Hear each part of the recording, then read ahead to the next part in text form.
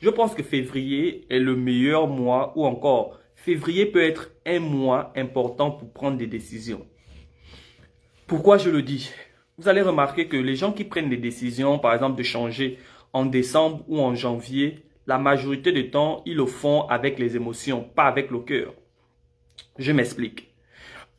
Prenons l'exemple de 2021, décembre 2021. Il y a beaucoup de gens qui ont pris des décisions. Vous savez, à partir de l'année prochaine, je vais faire ça. À partir de l'année prochaine, je vais faire ça. Ou encore, à partir de janvier, il y a certaines personnes qui ont pris des décisions. Cette année va être ceci, cette année va être cela, sans compter vos choses que vous aimez faire. Bonne année, santé de fer, prospérité, ceci, cela.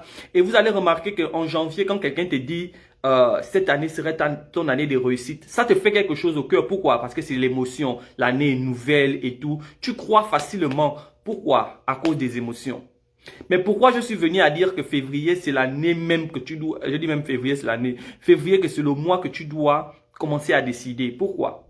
Parce que une fois que tu es arrivé en janvier, tu as vu que rien n'a changé. Les mêmes cahiers sont aux mêmes places, le même boutiquier, il est toujours là, les vendredis, il est fermé parce qu'il part à la mosquée. Et tu vois que tout ce qu'on t'a déclaré, au fait, ça n'arrive pas. Pourquoi ça n'arrive pas? Parce que en réalité, ce n'était pas dans la déclaration que la chose devait se faire, mais c'était dans l'action. Parce que la chose n'arrive pas dans la déclaration, mais ça arrive dans l'action. Donc, tant que tu n'as pas encore changé ta mentalité, tant que tu n'as pas encore changé ta manière de faire les choses, rien ne bouge au fait. Alléluia. Et donc, tu vas voir les gens qui l'année là sera ton année de réussite. Amen. Cette année, voici ce qui va arriver. Amen. Mais tu te rends compte que tout ce qu'on a dit là, rien n'arrive. Santé de fer, mais tu ne fais que tomber malade. Pourquoi? Parce que ce n'est pas dans ce qu'on a dit, mais c'est dans la décision que tu as prise. Qu'est-ce que tu fais de nouveau cette année qui va amener le changement dans ta vie? En réalité, le nouveau, c'est toujours l'ancien, mais dans une nouvelle manière de faire. Ou encore, le nouveau est nouveau pour la personne qui le reçoit pour la première fois. Qu'est-ce que tu as commencé à faire pour la première fois? Alléluia. Et même quand on rentre dans le cadre spirituel, en réalité, le nouveau toi, c'est toujours toi, mais avec le Saint-Esprit. Et donc, puisque c'est avec le Saint-Esprit te montre une nouvelle manière de faire, mais c'est toujours toi. Tu as toujours le même nom. Alléluia.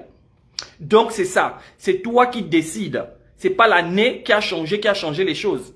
Parce que beaucoup de gens se disaient que à partir de l'année prochaine, parce qu'ils pensaient que parce que l'année a changé, ça veut forcément dire que eux aussi, les choses vont changer dans leur vie.